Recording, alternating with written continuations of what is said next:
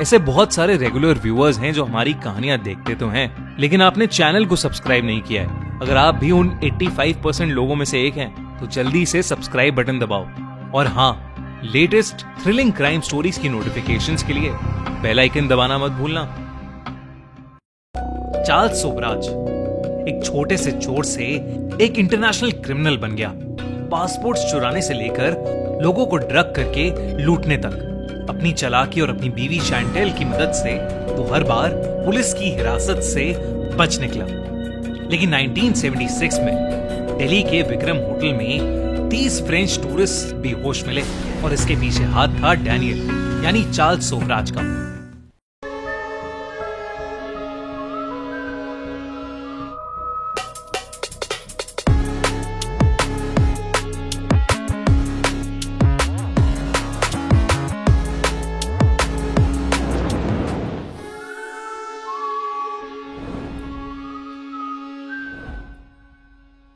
जून 1976 एक French students का 30 लोगों का ग्रुप इंडिया पहुंचा। उन्हें घूमने का बहुत शौक था और वो इंडिया की हिस्ट्री और कल्चर जानने में बहुत ही ज्यादा इंटरेस्टेड थे।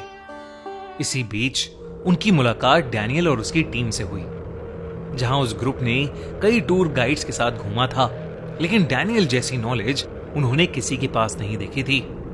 डैनियल ने उन्हें कई जगह घुमाई और हर छोटी बड़ी चीज में उनकी हेल्प की। आखिरकार वो लोग 3 जुलाई को दिल्ली पहुंचे और वहां विक्रम होटल में रुके। एक दिन बाद उनके जाने से ठीक एक रात पहले चार्ल्स ने उन्हें कुछ एंटीबैक्टीरियल गोली दी और कहा कि ये उनको इंडिया के खाने से बचाएगा।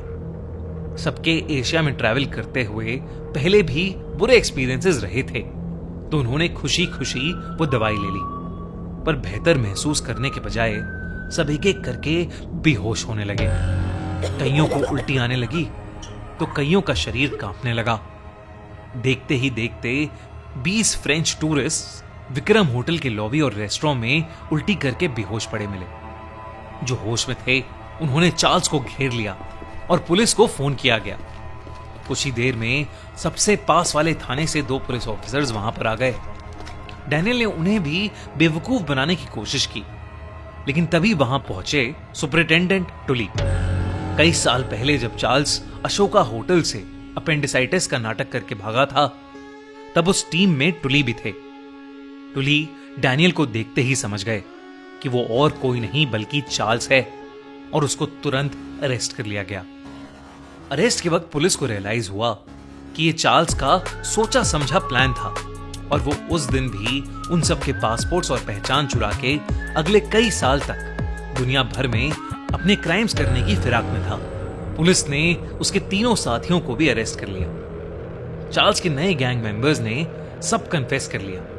इंटरपोल के केसेस के तहत चार्ल्स को इंडिया की सबसे सिक्योर और खतरनाक जेल तिहाड़ भेज दिया गया। सबको लगा कि चार्ल्स जेल के अंदर जाकर रुक जाएगा। दरअसल चार्ल्स ने अरेस्ट होने से पहले ही अपनी बॉडी में कई कीमती जेम्स छुपा लिए थे। जेम्स जिनकी कीमत कई करोड़ों में थी। इन्हीं जेम्स का इस्तेमाल करके चार्ल्स इंडिया की सबसे खूंखार और हेविली गार्डेड जेल का धीरे धीरे करके राजा बन गया था। अपने लग्जूरियस लाइफस्टाइल को जेल के अंदर भी मेंटेन करने के लिए उसने जेल के लगभग हर इंसान को खरीद लिया था।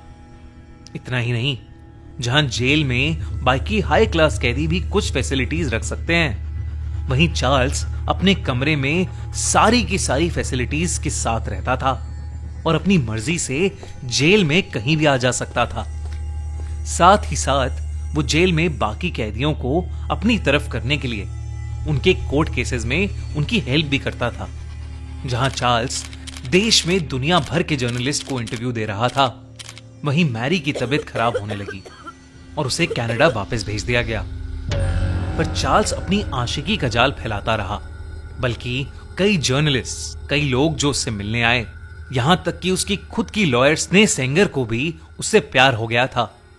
वहीं थाई पुलिस उसके सारे क्राइम्स को इंटरपोल के साथ इन्वेस्टिगेट कर रही थी और अब बस चार्ल्स के इंडिया में कैद खत्म होने का वेट कर रही थी ताकि वो उसको उसके क्राइम्स के लिए वापस थाईलैंड ले जाएं। और वहां उसको उसकी सजा दें, जो थी एक डेथ सेंटेंस। 10 साल तक इंडिया में रखे जाने के बाद उसका थाई पुलिस को हैंडओवर होना था, लेकिन 10 साल होने से जस्ट पहले कुछ ऐसा हुआ जिसने सबके होश उड़ा दिए। 16 मार्च 1986 तिहाड़ जेल उस दिन आम दिनों से ज्यादा शांत था। जब ऑफ ड्यूटी ऑफिसर वापस जेल में आए, अपनी ड्यूटी चेंज करने के लिए पहुंचे, तो उन्होंने जो देखा वो देखकर उनके भी रोंगटे खड़े हो गए। जो तिहाड़ सबसे हेविली गार्डेड प्रिजन्स में से एक था, उसी तिहाड़ के लगभग सारे गार्ड्स और सारे ऑफिसर्स बेहोश पड़े थे। जेल के सारे दरवाजे खुले पड़े थे और सारे कैदी अंदर बेहोश पड़े थे। जब सब होश में आए और चेकिंग पूरी हुई, तो उन्हें समझ आया कि यह सब चार्ल्स की ही साजिश थी, जिसने अपने बर्थडे पार्टी की खुशी में अपने बाहर मौजूद गैंग मेंबर्स से ड्रग्स से भरे लड्डू बनवाए और पूरी जेल में बंटवाए। तिहाड़ जेल से अब चार्ल्स के साथ 16 कैदी भी फरार थे। इंडियन पुलिस अब चार्ल्स के पीछे हाथ धोकर पड़ गई थी। हर स्टेट में और हर अखबार में सिर्फ चार्ल्स के ही चर्चे थे। फिर 13 दिन बाद मुंबई पुलिस को चार्ल्स से रिलेटेड एक लीड मिली। उन्हें पता चला कि चार्ल्स शायद गोवा में है। कई टीम्स को गोवा के आसपास वाली स्टेट्स में भेजा गया और गोवा भेजा गया मधुकर जेंडे को। जेंडे कई साल से चार्ल्स पर नजर गड़ाए बैठा था। उसे पता था कि चार्ल्स को बाइक्स, कार्स, जेम्स, गैम्बलिंग और ड्रग्स का शौक था। उसने हर जगह पूछताछ की और उसे एक बाइक रेंटल शॉप से लीड मिली कि एक आदमी अक्सर आकर बाइक्स चेंज करता है और वो पूरी गोवा में घूमता है। जेंडे को शक था कि ये चार्ल्स हो सकता है, बस उसे अब कंफर्म करना बाकी था। उसे पता था कि चार्ल्स इंटरनेशनल कॉल्स करके अपनी फैमिली और अपने इंटरनेशनल गैंग मेंबर्स से कांटेक्ट करने की कोशिश जरूर करेगा। जेंडे ने सेंट्रल टेलीग्राफ ऑफिस से सारे रिकॉर्ड्स निकाले और उसे पता चला कि गोवा के एक रेस्टोरेंट में इंटरनेशनल कॉल्स इजीली रिसीव होती हैं। जेंडे ने उस रेस्टोरेंट का चक्कर लगाना शुरू कर दिया और फाइनली अप्रैल 6 को उन्हें वहां दिखा चार्ल्स। जेंडे ने आखिरकार चार्ल्स को पकड़ ही लिया। चार्ल्स को वापस 10 साल के लिए तिहाड़ जेल भेज दिया गया। जहां इंडियन पुलिस को लग रहा था कि वो कामयाब हुए हैं, वहीं उन्हें यह नहीं पता था कि ये भी चार्ल्स के ट्रैप में से एक था और वो खुद पकड़े जाने के लिए ही भागा था, क्योंकि अगर वो वापस नहीं पकड़ा जाता तो उसे थाईलैंड भेज दिया जाता, जहां उसकी मौत पक्की थी। लेकिन इंडिया में ऐसा नहीं होता, क्योंकि चार्ल्स ने इंडिया में क्राइम किया, इसलिए उसे इंडियन लॉस के हिसाब से 10 साल की सजा और हो गई। मतलब अब टोटल 20 साल हो जाते थे। और थाईलैंड में एक लॉ था कि अगर 20 साल तक किसी डेथ पेनल्टी वाले इंसान को पकड़ा नहीं गया तो उसकी डेथ पेनल्टी माफ हो जाती है और उसके खिलाफ सारे केसेस डिसमिस हो जाते हैं। चार्ल्स इतने सारे मर्डर्स करने के बाद भी बच गया था और 1997 में 10 साल और ठाठ से तिहाड़ में काटने के बाद वो एक आजाद इंसान बन गया। चार्ल्स ने अपनी जिंदगी के इस नए दौरे की शुरुआत पेरिस से की। यहां वो आराम से जीता था, इंटरव्यूज और फोटोग्राफ्स के लिए अच्छे खासे पैसे लेता था।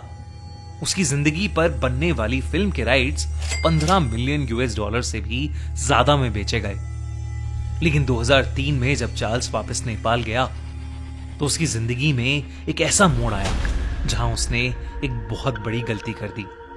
ये गलती उसे फिर से जेल ले गई। पर चार्ल्स ने ऐसा क्या किया, जानने के लिए tune into the crime show by Khooni Monday on Spotify, जहां पर इसका आखिरी एपिसोड लाइव हो चुका है। या वेट करो अगले हफ्ते का और देखो चार्ल्स सोबराज का episode 6 only on the crime show by Khooni Monday. Subscribe now.